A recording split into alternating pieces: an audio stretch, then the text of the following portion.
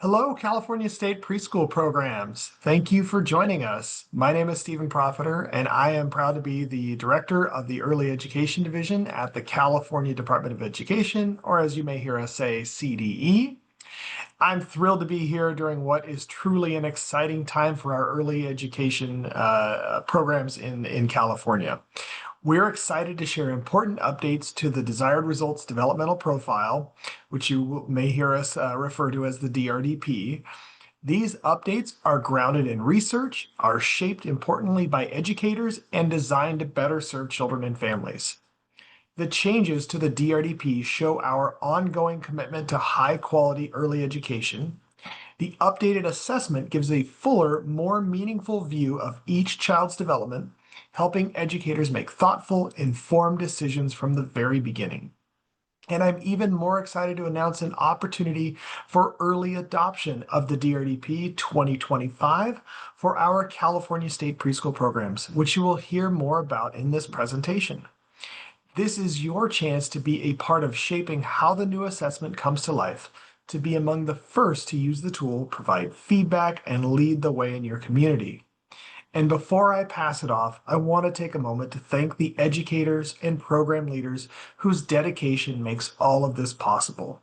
Your work truly makes a difference. Together, we are building a strong foundation for every child, and today's announcement is an important step towards that shared goal. I will now hand it over to Lily for the next portion of our updates. Thanks, Steve. All right. Hi, everyone. I'm Lily Moffitt, and today's focus will be discussing the DRDP 2025 and the early adoption opportunity for California State Preschool programs, which I'll refer to as CSPPs moving forward. If you are not a CSPP, this presentation may not be relevant to you, so stay tuned for future updates that pertain to other CDE programs. In this pre-recorded presentation, we will begin with an overview of the updates to the DRDP 2025 and highlight key changes to the tool. We'll then discuss the opportunity for early adoption beginning this fall, as well as the specific requirements for children with individual family service plans, or IFSPs, as well as individual education programs, or IEPs. And finally, we will share resources and training opportunities. This process for updating the DRDP in partnership with WestEd began with input from early childhood educators and interest holders through surveys and focus groups back in 2022 and 2023. We then consulted with subject matter experts to make revisions with a primary focus on measures that educators reported were more difficult for them to determine a rating, as well as ensuring alignment with updates to the research and the new preschool transitional kindergarten learning foundations. After subject matter experts weighed in, this draft then went back to educators and interest holders in focus groups for feedback and further revisions. And after this process, the DRDP 2025 was piloted in the fall of 2024 throughout the state of California and across the mixed delivery system, including private programs, family child care homes, community-based preschools, local education agency or LEA preschools, and elementary schools. Overall, the participants of the pilot study included over 500 children from preschool through third grade, or P3, in both general education and special education.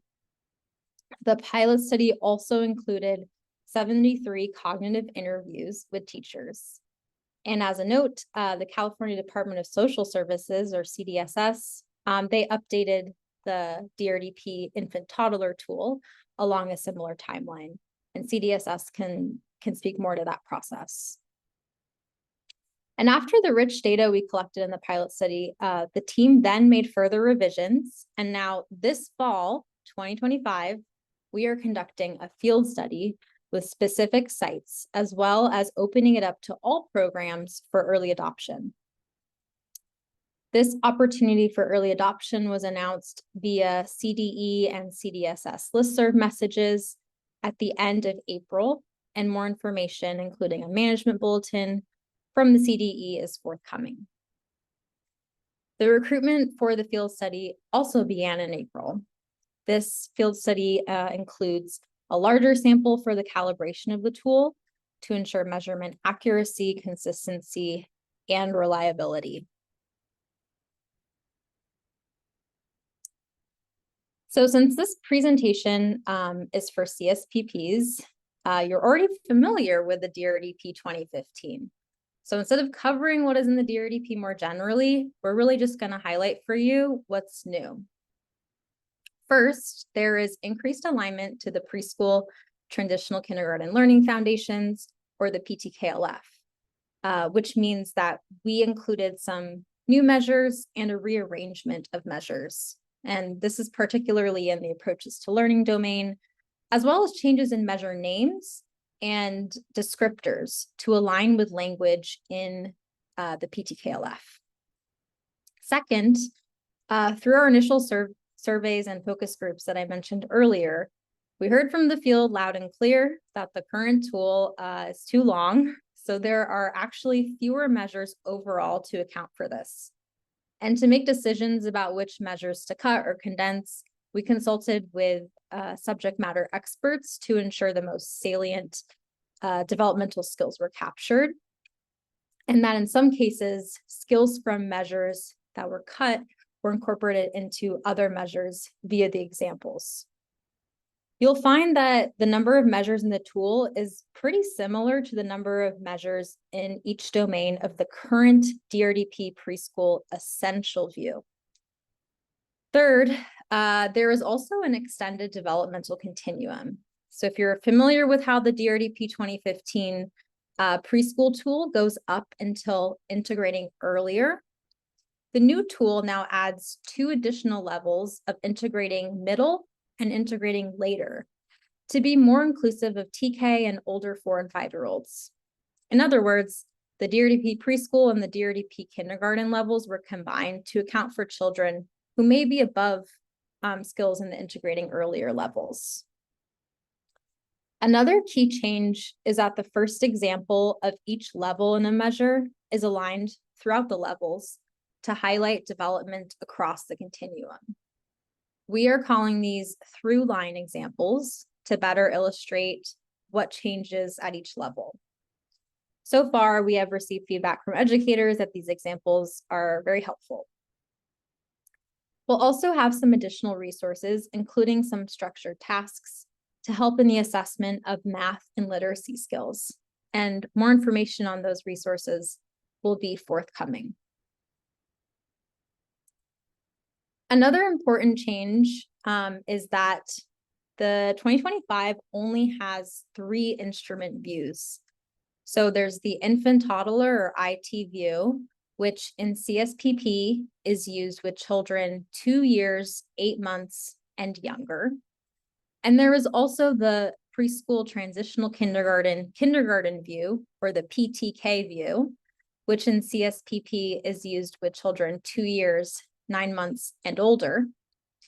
And then there is the preschool through 3rd grade, or P3 view, which covers the entire developmental continuum through 3rd grade, although it is only in 2 domains of social emotional development and approaches to learning.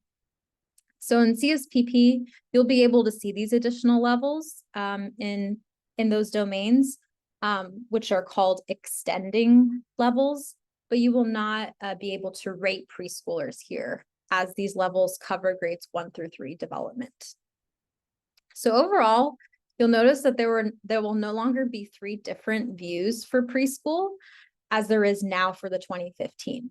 So no more essential, fundamental, or comprehensive views. There will just be options to add additional measures when using DRDP Online. For example, you could add history, social science, or visual performing arts measures that were previously in the DRDP 2015 comprehensive view. So these are the domains that will be covered in the infant toddler IT view. So it's approaches to learning, social and emotional development, foundational language development, cognition, physical development, and health. And here is the DRDP PTK view, which includes approaches to learning, social emotional development, foundational language development, English language development, mathematics, science, physical development, and health.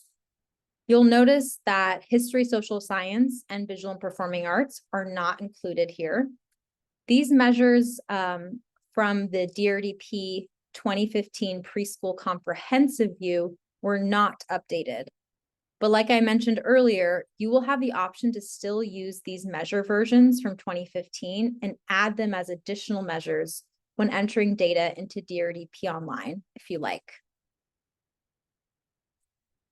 And then we have our P3 view.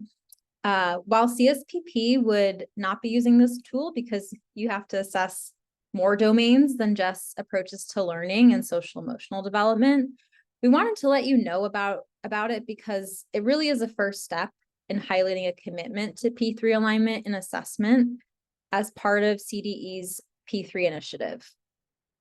For example, this tool may be used by districts who want to support P3 alignment and coherence across early education and early elementary school. So they may have their TK through grade 3 teachers use it. And then data could be easily connected to CSPP, who already uses these measures too.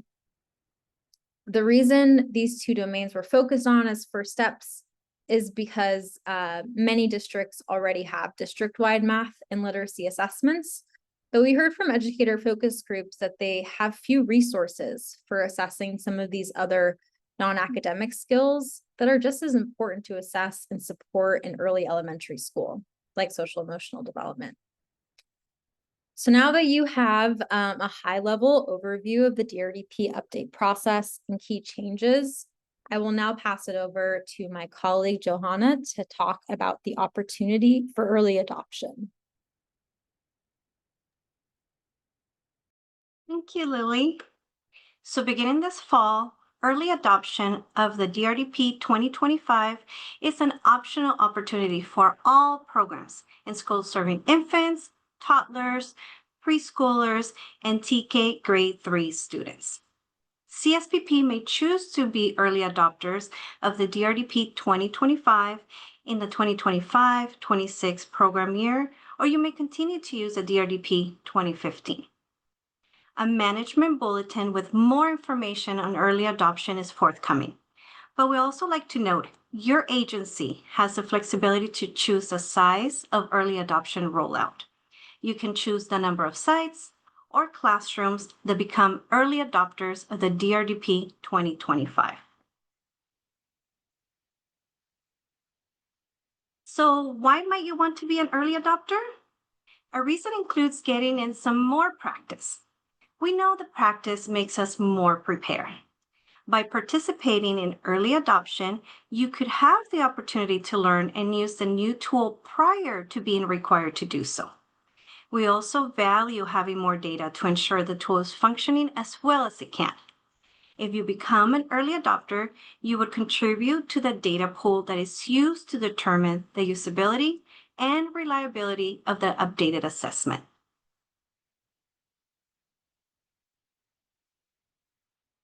There's one important note to mention about the opportunity for early adoption, and the text from this slide comes from our colleagues in the Special Education Division.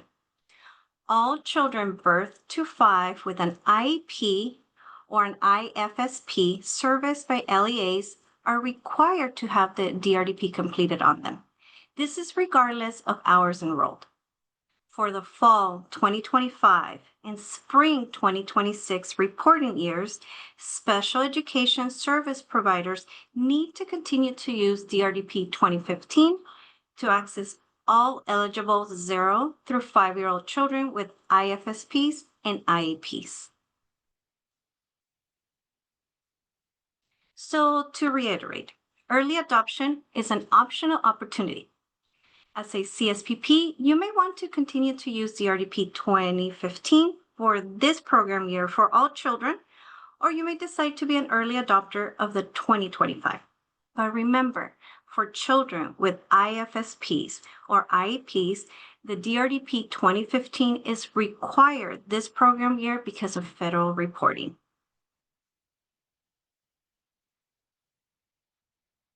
So if you decide to be an early adopter of the DRDP 2025, the following online reports will be available in DRDP Online.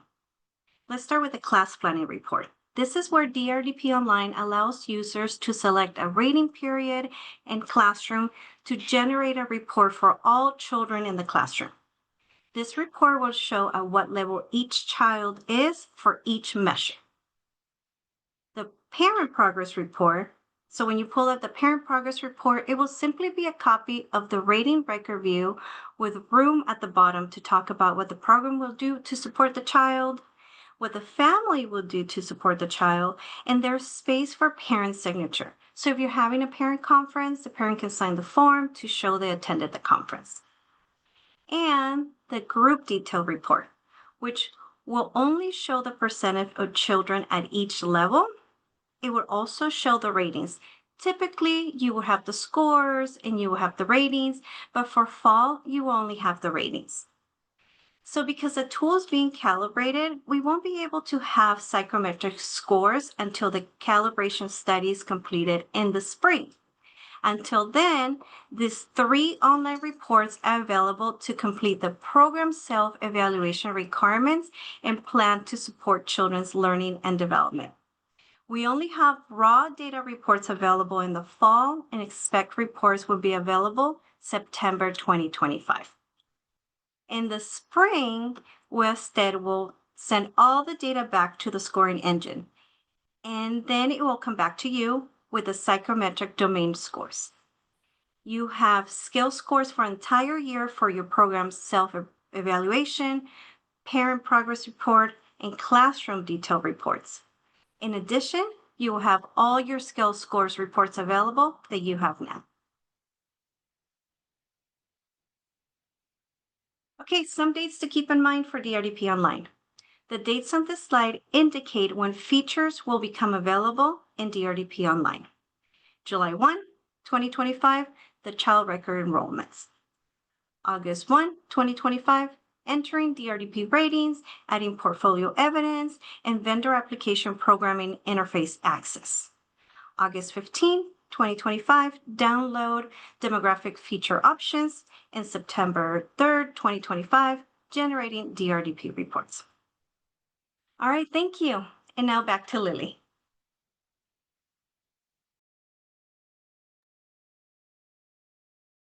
All right, so some additional resources to support DRDP implementation. The first is that the CDE will release a management bulletin about the early adoption opportunity of the DRDP 2025 for CSPPs this summer. DRDP trainings are offered by WestEd, so you can visit their website for more information at https://professional-development.DRDP-2025-training. And then we'll be updating the CDE DRDP webpage to provide information specific to CDE requirements, including those for special education. You can find this at https://www.cde.ca.gov/SP/CI/desired-results.ASP.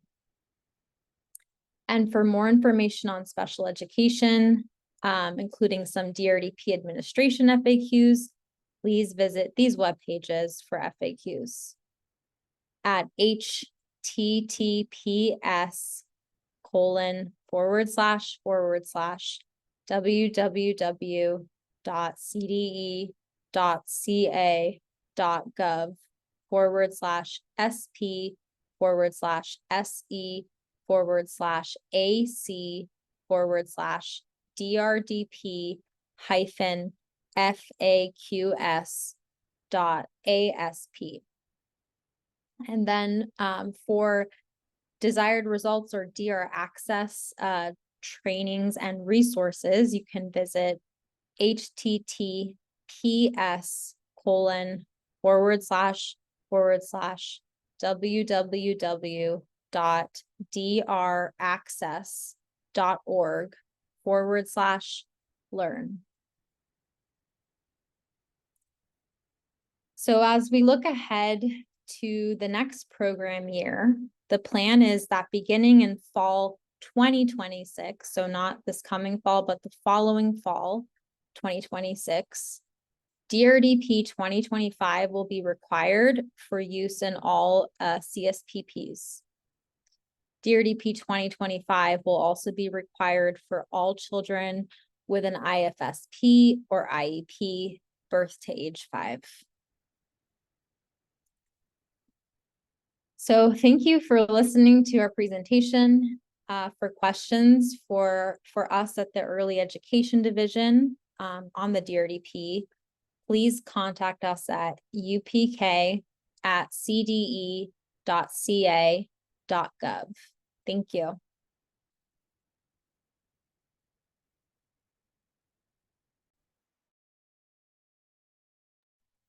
Yay!